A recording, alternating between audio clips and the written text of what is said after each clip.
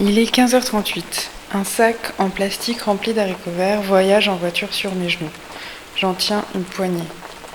Mes ongles sont coupés là où ils deviennent blancs, ma coupe préférée. Les haricots sont dans un sac plastique jaune transparent des sacs recyclage. La Ford Fiesta dans laquelle on roule est aujourd'hui à la casse.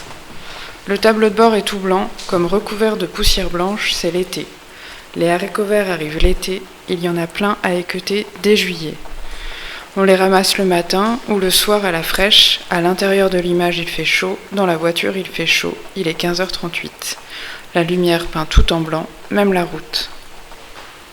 Ce n'est pas une heure pour ramasser des haricots verts, mais pour les équeuter peut-être. Dans une voiture, pourquoi pas.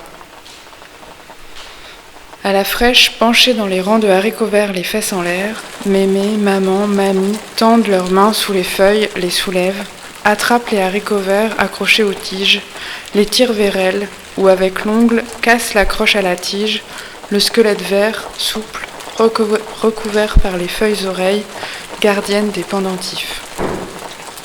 Le même vert partout, sur les feuilles, sur la tige et sur les fruits, les haricots verts. Sur la photo, ils ne tiennent plus à la tige, ils ne tiennent plus à rien. Ils sont dans ma main, je pourrais les jeter par la fenêtre. Le trajet a le droit d'être long, il y a encore beaucoup d'haricots verts dans le sac, beaucoup de fins et de débuts à sectionner, à rassembler dans un bol, ou sur un tableau de bord, capitaine. Un tas de débuts et un tas de fins. Un tas de fins et de débuts. Si je les jetais sur la route, tout s'éparpillerait sur le bitume, et si je visais le fossé? Les débris de haricots verts dans un fossé au bord d'une route, je ne voudrais pas être un archéologue du futur. Avec mon pinceau dans ce fossé, je pourrais tout peindre en blanc, tout effacer.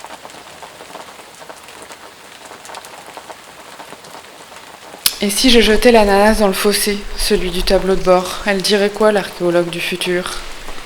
Il a été trouvé par Ludivine et Anne-Pauline par terre dans une grande ville, sur un trottoir. C'était un porte-clés de l'ère de la mode des ananas. Il voyage dans ce vide-poche, il essaie de se faire oublier. Il me fait penser à la vidéo de l'ananas et du marteau.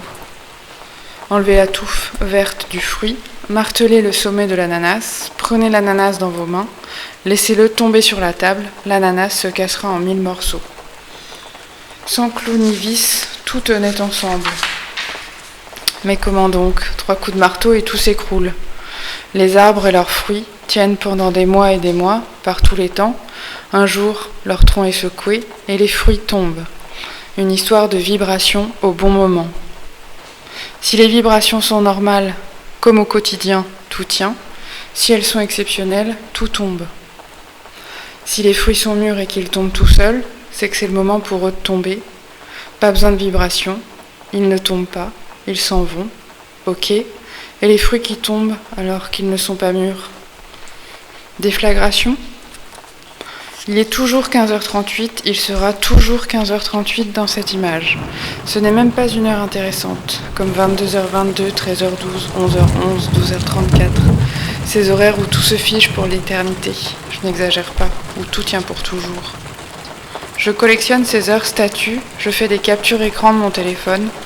Beaucoup de gens les collectionnent, je m'en rends compte en discutant. Je ne sais pas exactement pourquoi. Je n'ai jamais vraiment cherché. Tout se fige pendant 60 secondes. Arrêtez le temps. 20h02. Plaisir de faire des symétries. 0h60. Je l'ai lu sur le poignet de Mathilde, c'est un tatouage à l'endroit de la montre, une heure qui n'existe pas. Une ouverture dans les 24 heures, une porte secrète. Vertige sur le poignet. Un vertige qu'on regarde souvent, comme ce tatouage sur le poignet. Est-ce que c'est toujours un vertige? 13h12, taillé dans la pierre, posé sur une place à Beaumont-sur-Oise, sur un rond-point. Vertige? La mer de glace taillée dans la pierre. L'eau qui ne bougeait pas, qui bouge, ces berges qui sans elles, gelées, explosent. Vertige? Je roule avec des haricots verts équeutés dans la main, je rentre chez moi, Thomas conduit. Un de ces innombrables allers-retours de chez ma mère à chez moi par les routes nationales, une familiarité inédite pour moi avec la route d'un si long parcours. Ma mère roule vers la mort et nous sommes sur la banquette arrière, le siège passager. Ou plutôt, la mort roule très vite vers elle, alors ma mère construit des déviations pour la ralentir, et nous construisons avec elle des aires de repos, nous installons des plots, des nouveaux virages, du répit. Ralentir le moment de l'impact, la mort travaille beaucoup trop. Qui est-ce qui donne tout ce travail à la mort? Qu'est-ce qu'on lui donne comme travail à la mort? Question centrale à l'ordre du jour de nos réunions. Répartition égalitaire du travail, une belle route avec une belle vue pour tout le monde. La mort est une seule personne, vrai, faux. La mort est un collectif avec différentes tendances, vrai, faux. Personne à gauche, assis attend quelqu'un arrive, c'est bon, tu peux y aller. Accélère.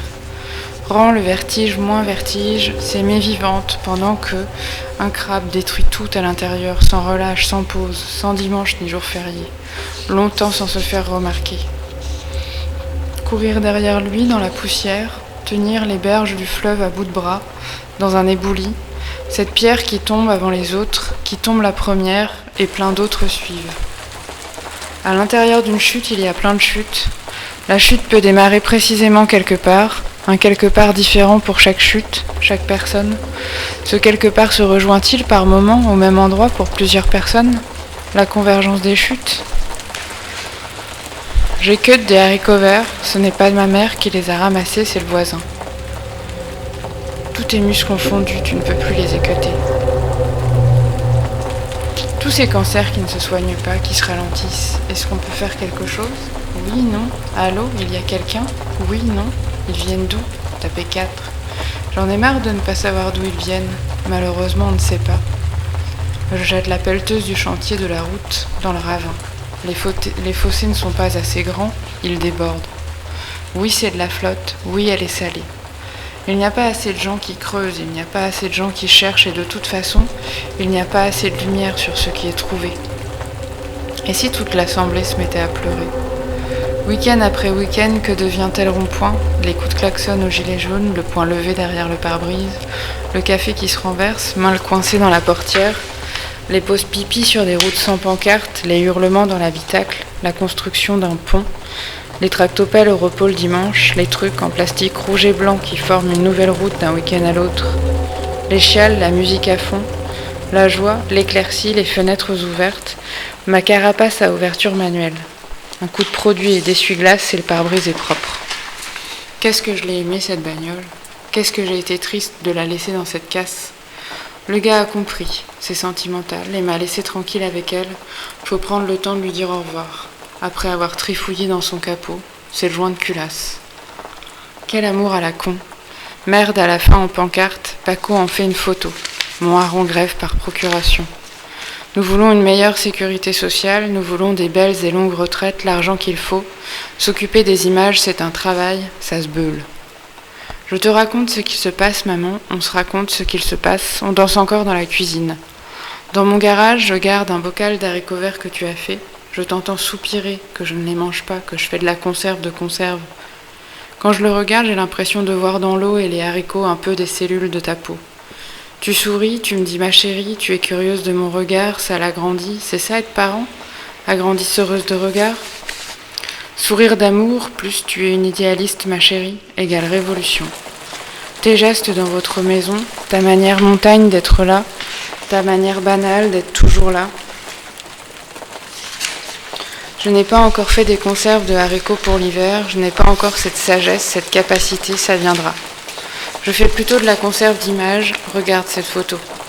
Le haricot pousse sur la tige, puis il est dans ma main, dans la casserole, dans ma bouche, dans mon estomac, dans mon sang, dans mes muscles. Est-ce qu'on peut dire que c'est du recyclage? Après le muscle, il y a le mouvement. Il y a 15h39. Le muscle allait plus loin que tenir, plus loin que ne pas tomber. Tes chutes, chercher un équilibre qui se modifie tout le temps. Ta canne, pousser l'équilibre, ton fauteuil. Est-ce qu'on est assez pour tenir les parois de la montagne? Qu'est-ce qu'il faut tenir? Qu'est-ce qui tombe au juste? Imaginez des équilibres où le plus grand nombre de personnes va mieux, va bien. Ton lit, elle est où la télécommande? Et le plaid? Du marbre. Imaginer, ça veut dire imaginer. Il faut garder des lampes torches dans des coffres forts. Amener la lumière pour imaginer toujours plus, toujours mieux. Est-ce que c'est ça la lutte? les pensées comme des muscles, pas de début et pas de fin.